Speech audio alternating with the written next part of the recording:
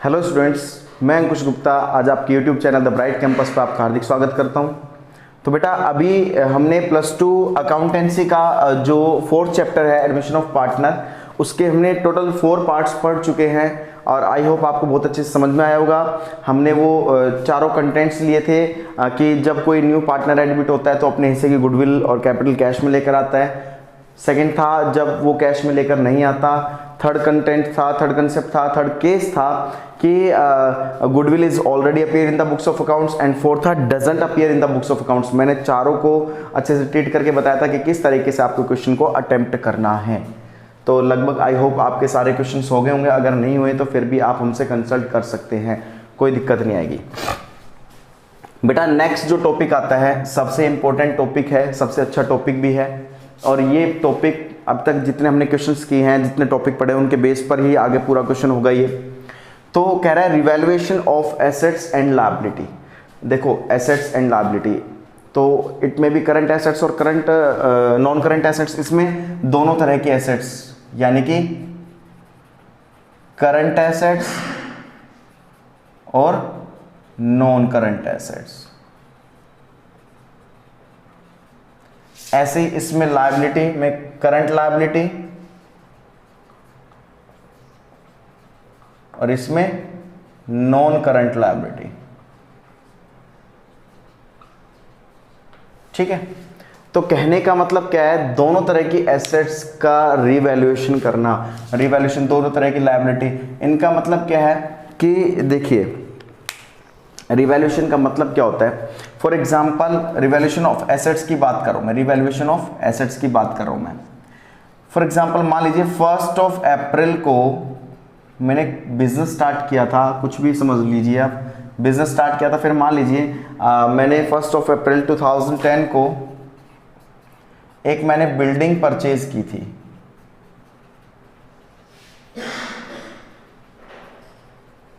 ठीक है, मैंने बिल्डिंग परचेज की थी। अभी बिल्डिंग जो परचेज की है उसमें मैंने क्या किया है, जैसे मैं आपको बता देता हूं। तो हमने जैसे 1 अप्रैल 2010 को एक बिल्डिंग परचेज की थी, फॉर एग्जांपल रुपीस मैं कहता हूं रुपीस 10 लाख। ठीक है, 10 लाख रुपीस की हमने बिल्डिंग परचेज की थी और इसके अकाउंट क्लोज कब होते हैं, जैसे फॉर एग्जांपल 31 मार्च 2011 इसके अकाउंट क्लोज होते हैं, क्योंकि 1 अप्रैल से 2010 से 31 मार्च 2011 यानी कि पूरे बेटा 12 मंथ का एक टाइम पीरियड होता है, पूरा ईयर होता है। ठीक है, बिजनेस ने या कंपनी ने क्या सोचा कि 1 अक्टूबर को फॉर एग्जांपल 2010 को 1 अक्टूबर 2010 को उसने सोचा कि हम इसकी मार्केट वैल्यू से कंपैरिजन करके देखते हैं, रिवैल्यूएशन करके देखते हैं कि जो बिल्डिंग हमने परचेज की थी अब उसकी क्या वैल्यू है। उसने मार्केट में रिवैल्यूएशन किया अपनी बिल्डिंग का, तो उसने पाया कि उसकी वैल्यू मार्केट में अब 12 लाख रुपए है। ठीक है, तो यानी दैट मीन्स क्या हुआ कि उसने बीच में ही रिवैल्यूएशन कर लिया है। ठीक है, कि 1 अक्टूबर को कि हमारी मार्केट में इस बिल्डिंग की वैल्यू जो हमने रुपीस 10 लाख की खरीदी थी, अभी इसकी वैल्यू कितनी हो गई है। तो यहां से क्या पता लग रहा है, एक बिल्डिंग की वैल्यू बढ़ रही है घट रही है, बिल्कुल बढ़ रही है तो एसेट्स की वैल्यू बढ़ रही है तो प्रॉफिट हो रहा है। ये बात समझ में आ गई होगी आपको अच्छे से। तो कहने का मतलब यह है कि उसको 2 लाख रुपए का प्रॉफिट हो गया, यानी कि एसेट्स की वैल्यू बढ़ गई है। हो सकता है यहां पर उसने मार्केट में रिवैल्यूएशन करके देखा, हो सकता है उसकी मार्केट में वैल्यू 8 लाख है। तो क्या हो गया यहां से, भाई परचेज की थी 10 लाख रुपए की, अभी मार्केट में उसकी वैल्यू 8 लाख है। इट मींस 2 लाख रुपए से उसकी जो बिल्डिंग की वैल्यू कम हो गई, तो यानी कि उस बिजनेस को लॉस हो गया, एसेट्स की वैल्यू कम हो गई। तो बेटा ये बात समझ में आ गई। कहने का मतलब यह है कि एसेट्स की वैल्यू अगर इंक्रीज होती है, एसेट्स की वैल्यू इंक्रीज होती है तो क्या हो गया भैया, वो प्रॉफिट। और प्रॉफिट का ऑलवेज कौन सा बैलेंस होता है बेटा, क्रेडिट बैलेंस।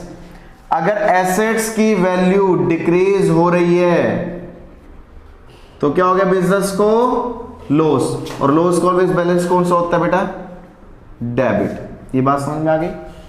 ऐसी लायबिलिटी, लायबिलिटी का मतलब भी क्या होता है, चाहे फिर वो करंट हो चाहे फिर वो नॉन करंट हो। लायबिलिटी का मतलब भी क्या होता है, पेमेंट करना। ठीक है, दायित्व जो हमारा बनता है, liability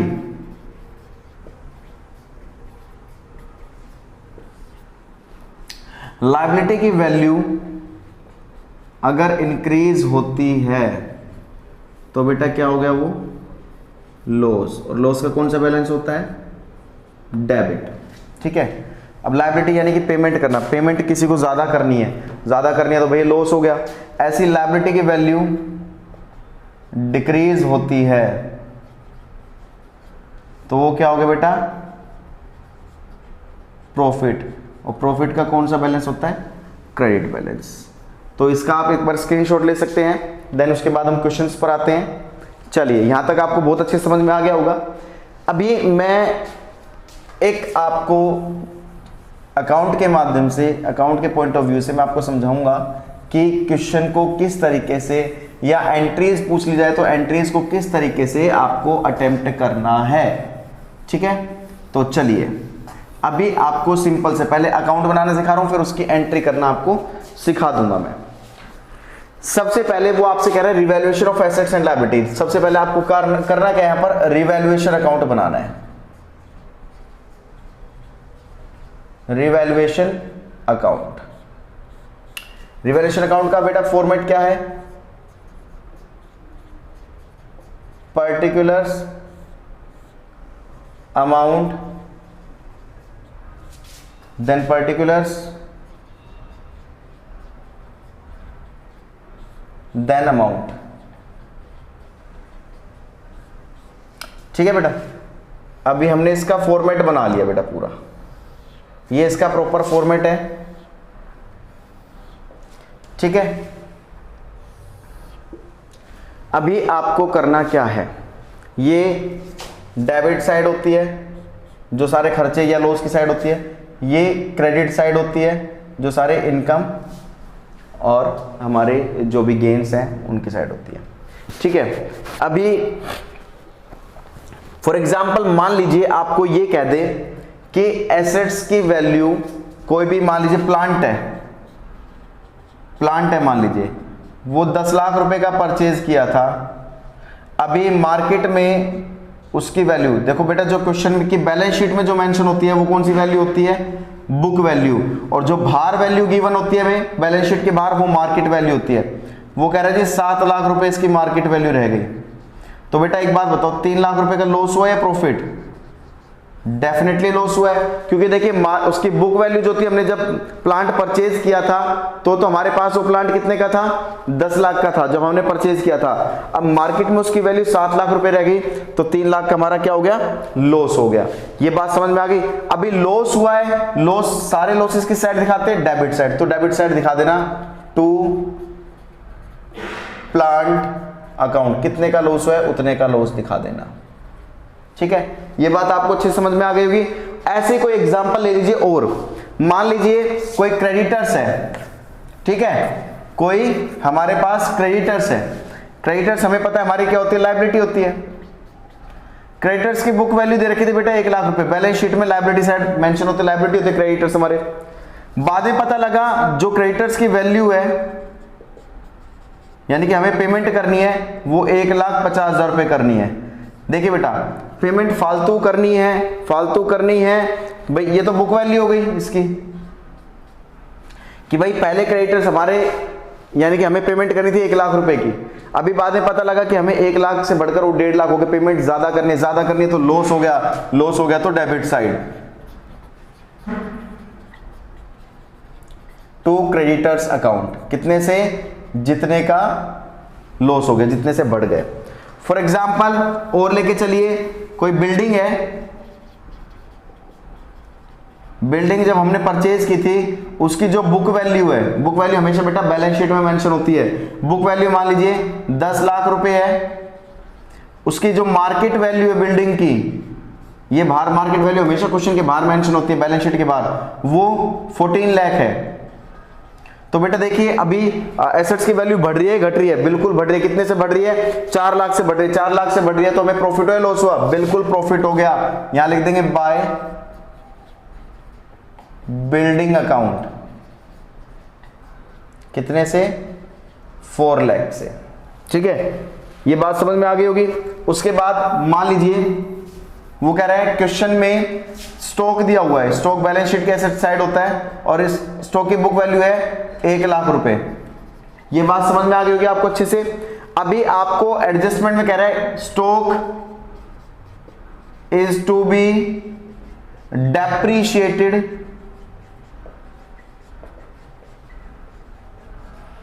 %10। Stock is depreciated. Depreciated का मतलब क्या होता है बेटा? कम होना। और एप्रीशिएटेड का मतलब क्या होता है? बढ़ना। डेप्रीशिएटेड का मतलब कम होना और एप्रीशिएटेड का मतलब बढ़ना। तो स्टॉक हमारा 10% से कम हो गया। स्टॉक की वैल्यू कितनी दे रखी है? 1 लाख। 1 लाख का 10% 10,000, तो यहां लिख देंगे कम हो गई तो हमें लॉस हो गया टू स्टॉक अकाउंट। कितने से कम हो गया? 10,000 से। ये बात समझ में आ गई आपको अच्छे से। उसके बाद और केस ले लो आप, ठीक है। मान लीजिए आपको ये कह दे कि आपको बैलेंस शीट में एसेट साइड डेप्टर्स दिए हुए हैं। डेप्टर्स मान लीजिए आपको दे रखे 1 लाख के, ठीक है। और आपको कह दे एडजस्टमेंट में create a provision for doubtful debts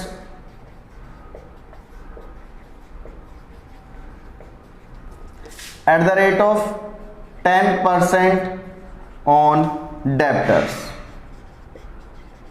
कह रहा है डेप्टर्स का 10%। सबसे पहले देखना डेप्टर हमारी एसेट्स होती है।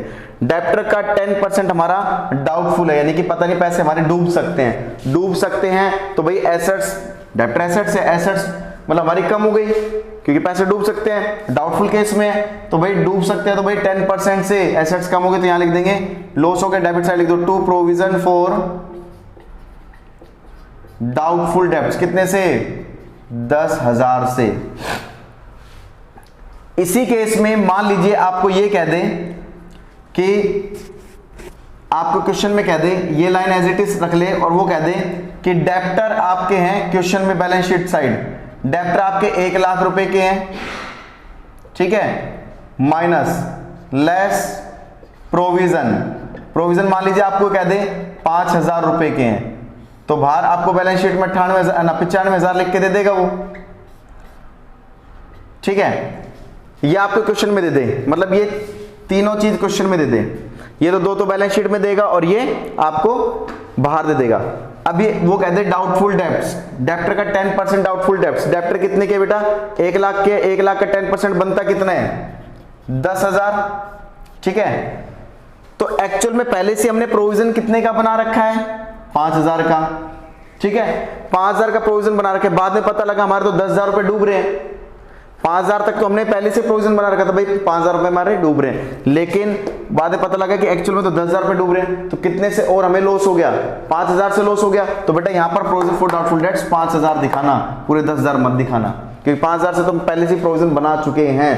बाद में पता लगा 10,000 रुपए डूब रहे हैं, कितने ज्यादा डूब रहे हैं वो बता दिया गया है, ठीक है। 5,000 से दिखा दो। मान लीजिए अगर यहां पर 10% की जगह 2% होता, ठीक है, 2% होता फॉर एग्जाम्पल। अभी आपको करना क्या है कि भाई डेप्टर पर प्रोविजन क्रिएट करना है 2%, तो 1 लाख का 2% कितना हो गया? 2,000 फॉर एग्जाम्पल, ठीक है। 2,000 हो गया। अभी 2,000 होने से हमें पहले ये देखना पड़ेगा हमने प्रोविजन कितने का बना रखा है, भाई पैसे कितने डूबने की संभावना है? 5,000। एक्चुअल में डूबे कितने हैं? एक्चुअल में बाद में पता लगा प्रोविजन तो एक्चुअल 2,000 के बन रहा है, यानी 5,000 का प्रोविजन बना रखा तो एक्चुअल में बनना 2,000 का है, तो 3,000 फालतू डूबे हुए दिखा रखे हमने पैसे। तो वापस कितने हजार से? 3,000 से वापस एसेट्स बढ़ जाएगी, क्योंकि हमारे 2,000 ही तो डूबेंगे एक्चुअल में देखा जाए तो। 3,000 तो हमारे अभी भी बचते हैं, तो 3,000 से एसेट साइड दिखा देना by provision for doubtful debts 3,000। ये बात क्लियर है। अभी यहां तक क्वेश्चन होने के बाद आपको करना क्या है कि इनका प्रॉफिट लॉस को जज कर लेना है कि रिवैल्यूएशन से कितना प्रॉफिट हुआ है या फिर कितना लॉस हुआ है। तो देखिए एक बार, सबसे पहले देखना क्रेडिट साइड यानी कि इनकम साइड। इनकम साइड ज्यादा है, डेबिट साइड यानी खर्चे कम है, तो जाहिर सी बात है हमें प्रॉफिट होगा क्योंकि इनकम ज्यादा है खर्चे कम है। अब कितना है? 3,50,000, 60,000, 70,000, यानी कि 4 लाख में से 3,70,000 घटा देंगे तो 30,000 का क्या आ जाएगा बेटा? प्रॉफिट। यहां लिख देंगे टू प्रॉफिट ट्रांसफर टू, इसके बाद बेटा पार्टनर्स कैपिटल अकाउंट बनता है, तो यहां लिख देंगे पार्टनर्स कैपिटल अकाउंट। ठीक है, यहां आप टोटल कर दोगे पूरा 4 लाख का, यहां पर भी पूरा टोटल कर दोगे 4 लाख से। अभी मान लीजिए आपके पास फॉर एग्जांपल ए और बी दो पार्टनर है, दोनों का प्रॉफिट शेयरिंग रेशो 3:2 है, तो यहां पर ए और बी में बांट देना बेटा। ये 30,000 को 3:2 में बांटोगे तो क्या कैसे बांटोगे, 30,000 इंटू 3/5 और इंटू 2/5, तो आ जाएगा ये 18,000 एंड 12,000। ये बात आपको अच्छे से समझ में आ गई होगी। आप चाहे तो इसका स्क्रीनशॉट भी ले सकते हैं। अभी मान लीजिए आपसे वो एंट्री के लिए पूछेगा कि भाई आप एंट्री कैसे करनी है आपको, तो सबसे पहले आपको करने के ये डेबिट साइड है, ये सारी चीज डेबिट साइड है, बिल्डिंग क्रेडिट साइड है, आपको चीज पता है। एंट्री में इसको अपोजिट कर दो, ये डेबिट है तो ये क्रेडिट हो जाएगा। तो जैसे क्या एंट्री कर देंगे, revaluation account debit to plant, revaluation account debit to creditors, revaluation account debit to stock, revaluation account debit to provision for doubtful debts, revaluation account debit to A's capital and to B's capital. ठीक है, अभी credit side की ये credit है तो entry में क्या हो जाएगा, debit, building account debit to revaluation, और भी चीजें तो रिवैल्यूएशन क्रेडिट हो जाएगा और ये डेबिट हो जाएगा। तो बेटा इस तरीके से एंट्री होंगी, इस तरीके से क्वेश्चन होंगे। और आपको कुछ एक क्वेश्चंस हैं जो इसके बेस पर है, रिवैल्यूएशन के कंटेंट्स के बेस पर हैं, वो आपको बहुत अच्छे से करने हैं। आई होप आपको बहुत टॉपिक अच्छे से समझ में आया होगा। तो नेक्स्ट वीडियो में हम कुछ एक्यूमुलेटेड प्रॉफिट्स और एक्यूमुलेटेड रिजर्व से रिलेटेड हम कुछ क्वेश्चंस करेंगे। तो तब तक के लिए हमारे साथ एंड तक हमारे साथ बने रहना इस चैप्टर को लेकर। तो बेटा सेफ रहिए, सुरक्षित रहिए, और जो भी प्रॉब्लम्स आए वो हमसे कंसल्ट कीजिए। Thank you.